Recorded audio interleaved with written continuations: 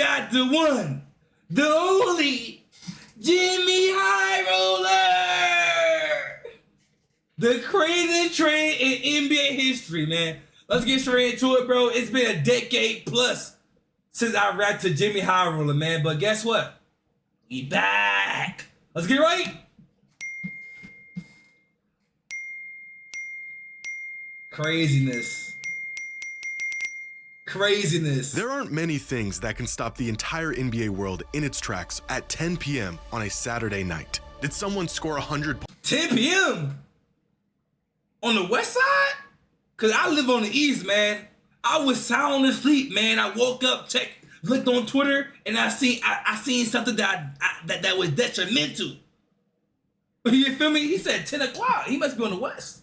Points? Did LeBron hastily retire in the middle of the season? What, did Michael Jordan come back out of retirement? What could possibly get everyone riled up out of nowhere? The multiverse is real. Oh my God. We all said in unison as news broke that the Mavericks traded Luka Doncic for Anthony Davis.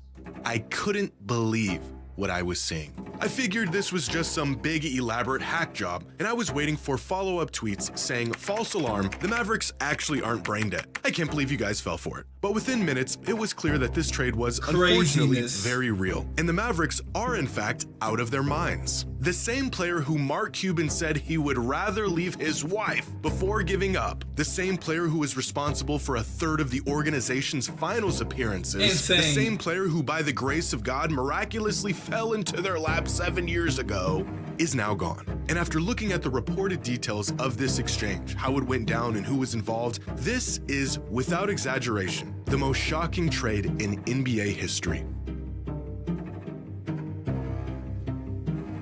Roll the ad!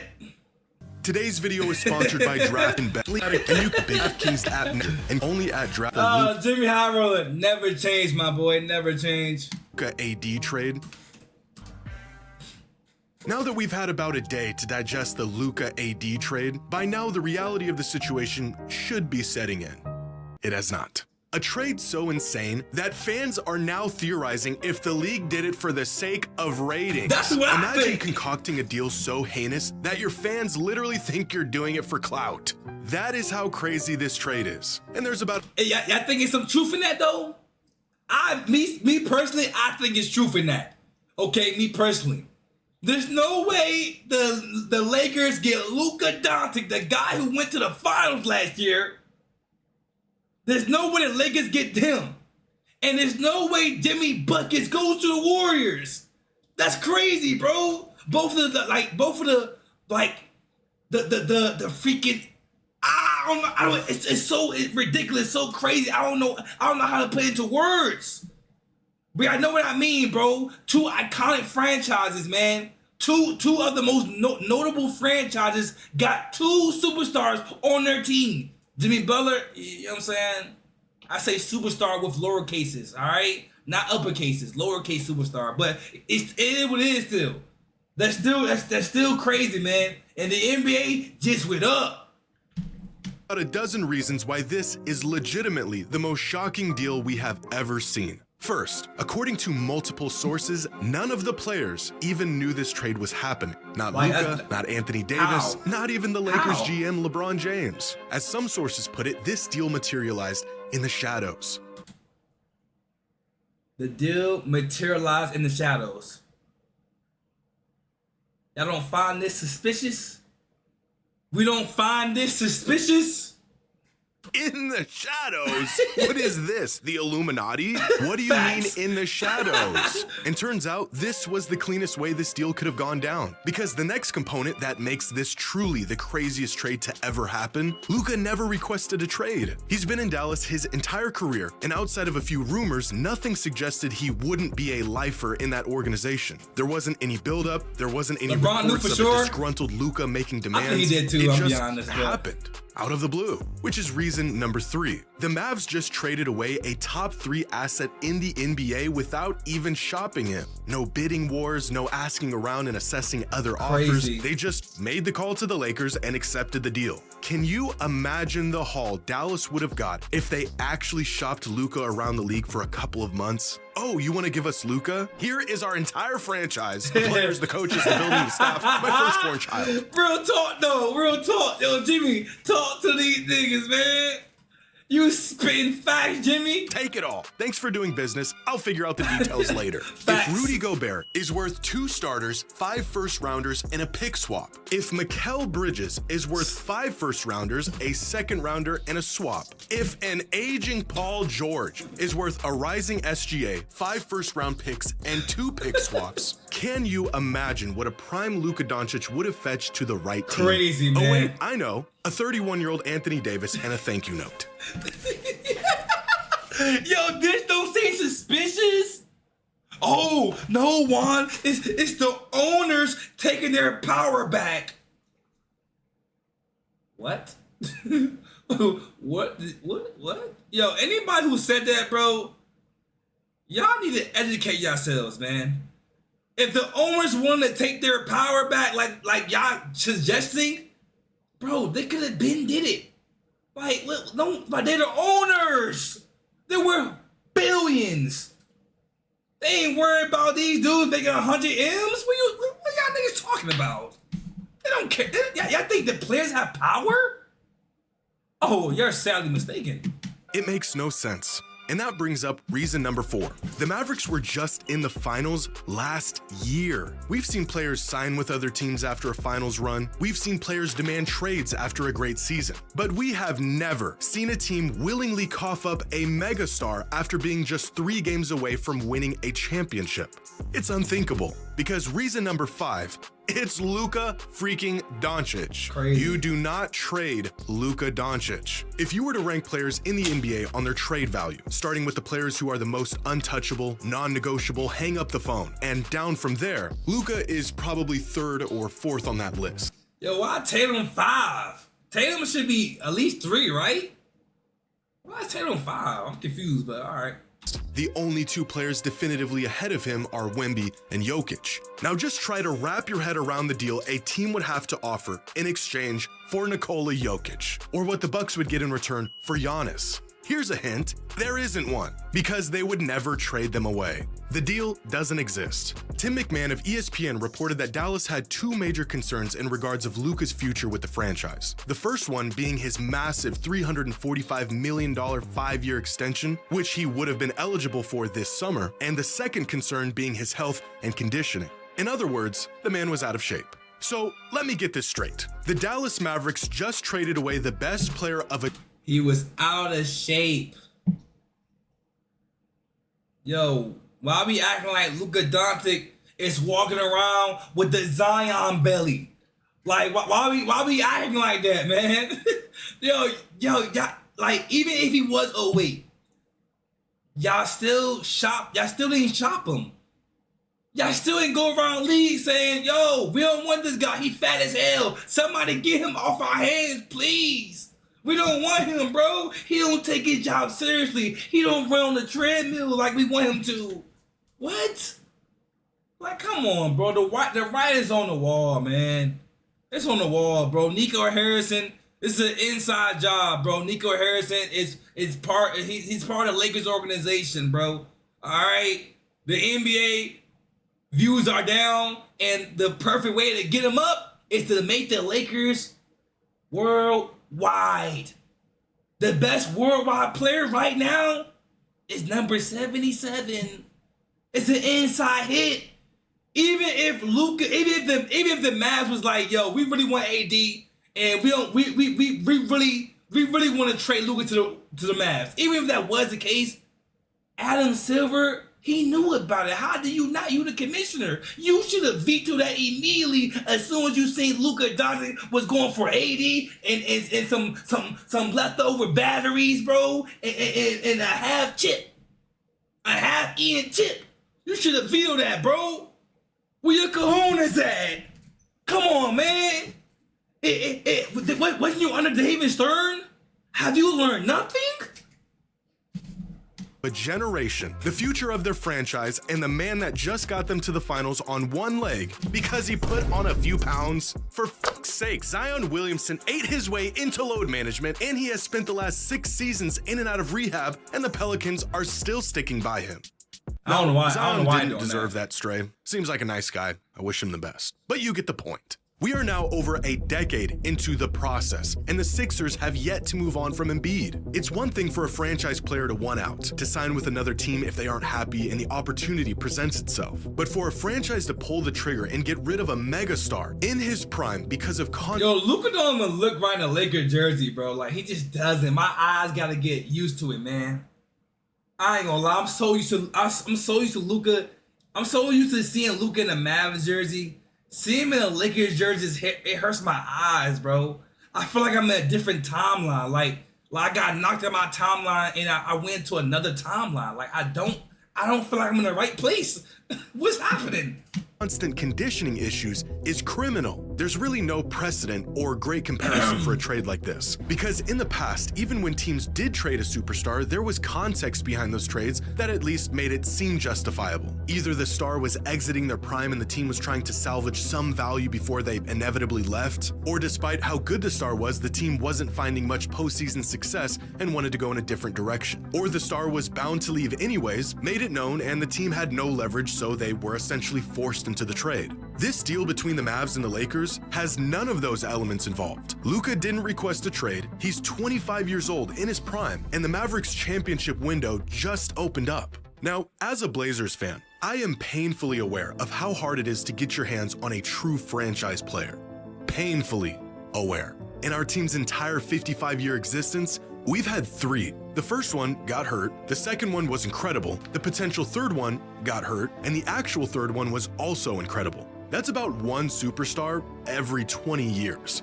What does the lackluster history of my team have to do with this trade? Well, because the Mavericks should know a thing or two about keeping their hands on a generational talent. Because in their franchise's history, they've only had 2 of them. Dirk Nowitzki and Luka Doncic. The first one spent his entire 21-year career in Dallas, facing ups and downs and winning arguably the heaviest and most challenging championship of our lifetime. And the second one, they traded away for AD in a box of scraps after just 6.5 seasons of a promising career. Yo, the Lakers got more out of Mike. The Lakers gave up more to get, what's his name again? Mike Williams, the center from the Charlotte Hornets. They gave up more to get him than they had to give up to get Luka Doncic. That's wild. That is insanely wild, bro. Oh my gosh, bro. Traded away for AD in a box of scraps after just 6.5 seasons of a promising career. And as every fan of a non-major market team knows all too well, generational talents only come along once in a generation. The Mavericks aren't some hotspot for superstar talent. They don't get real chances to win it all often. Just 3 trips to the finals in 45 years. One of those trips at the hands of the guy who they just sent packing. They cannot afford to roll the dice and hope for greener pastures like some other teams can. You are not the Lakers. You get a player like Luka and you lock that man in and throw away the key. What are we doing? It could be another 20 years before a player of Luka's caliber puts on a Mavericks jersey. And the team traded him away because he was mildly out of shape. It makes me sick. This is coming from a desperate man who's got 18 years left before I see another Dame. Which brings us to their second concern. Again, according to sources, the Mavericks were not keen on giving Luka an extension that would have made him the highest paid player in the league. But if the third best player in the world, who gets better in the playoffs, is a perennial MVP candidate who's hitting his prime, isn't worth paying, then who the hell is? It's not about Dallas winning. said that this was a win-now trade, an oxymoron of a statement considering who they just traded and It's not about winning, bro, at all. where he just got them last season. But superstars win championships. Superstars also cost a lot of money. And if you're not willing to empty your pockets, how committed are you to actually winning? In what world has being cheap ever won a team a title? It just seems completely counterintuitive to what they're trying to accomplish. Now, the implications of this trade for the Lakers are just giving one guy damn near 400 M's is insane, though. So I do kind of understand that. Giving one dude $345 million is wild. I think Luka Doncic would have probably took a discount. Maybe. I don't know. He put in a lot of work. I don't know. But 345 is crazy. I ain't gonna lie to you. is drastic, but for entirely different reasons. But they don't for wanna starters, win though, man. this will be the first time in LeBron's entire career, youth, high school, NBA, a lifetime of basketball, where he won't be the best player on his team. Yo, stop playing with Bron, bro. Bron still better than Luka Doncic, bro. Stop playing with Bron. Stop playing. I'm not gonna lie to play with Bron name like that, bro. Stop playing with Bron, bro. Bron still better than Luka Doncic, bro. Stop it. Stop it. If he wanted to be. Stop playing with Bron, bro. Stop playing with Bron. I'm not lying to do that, man. Which is already a huge adjustment for him and the team as a whole, but specifically because Luka and LeBron essentially do the same exact thing. Oversized on-ball floor generals with elite scoring abilities. In fact, they not only have the same skill set, they take on the exact same roles on the court. LeBron has always initiated the offense, even if it meant relegating point guards to other positions. And this usually worked in the past because no one did what LeBron could do nearly as good as he could do it. But now there's a guy who can do what LeBron can do, only better. So that means unless Luka... I'm not letting y'all do it to Bron, yo. I don't care if Bron 45 years old. Saying that Luka Doncic can do what Bron can do, but better, is blasphemy, bro. I'm not allowing it. Me, Jawan Thomas, is not allowing y'all to say that. Come on, dog.